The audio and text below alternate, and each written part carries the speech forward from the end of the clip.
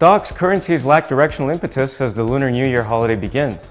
Wall Street stocks finished mostly lower on Tuesday, breaking a six-day winning streak, with the major indexes retreating from record highs.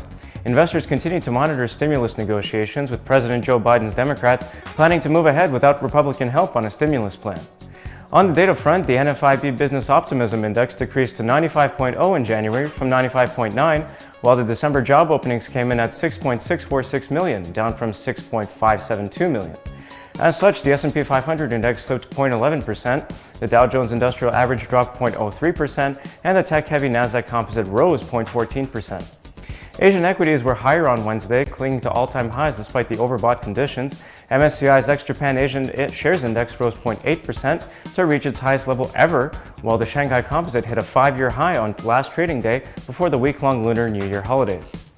Corporate earnings continued to lift investor sentiment. This time, Japanese car giant Toyota reported a bigger-than-expected 54% jump in third-quarter profit and lifted its full-year earnings forecast. The company's stocks ended 1.7% higher. European stocks closed lower on Wednesday in a sign that the rally in stock markets is beginning to wane due to the lack of fresh bullish drivers. Equities struggled for direction as investors digest mixed corporate results. The Pan-European Stock 600 finished the session down 0.23%, with most sectors and major bourses in negative territory. Shares of AP Møller-Maersk tumbled over 6% after the Danish company reported surging demand in the fourth quarter, while Heineken said it swung to a loss for 2020 due to pandemic effects. On the positive side, shares of Société Générale rose around 3% after the bank said it would launch a buyback in the fourth quarter.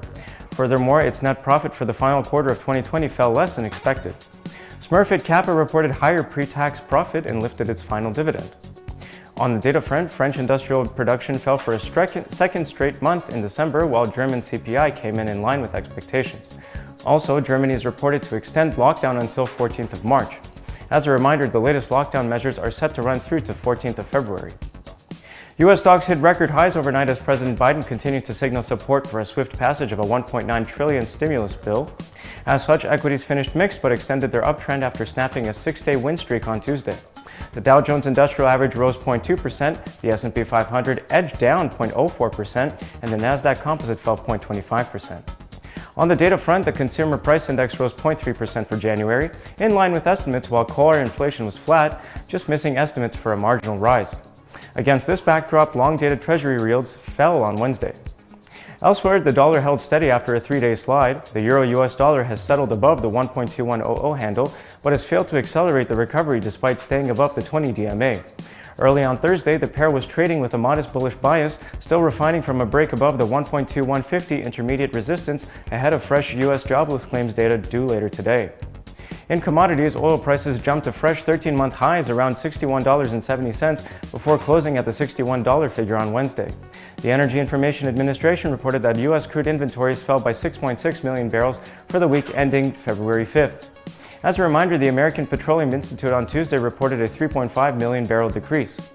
The EIA data also showed gasoline supply climbing by 4.3 million barrels, while distillate stockpiles were down 1.7 million barrels for the week.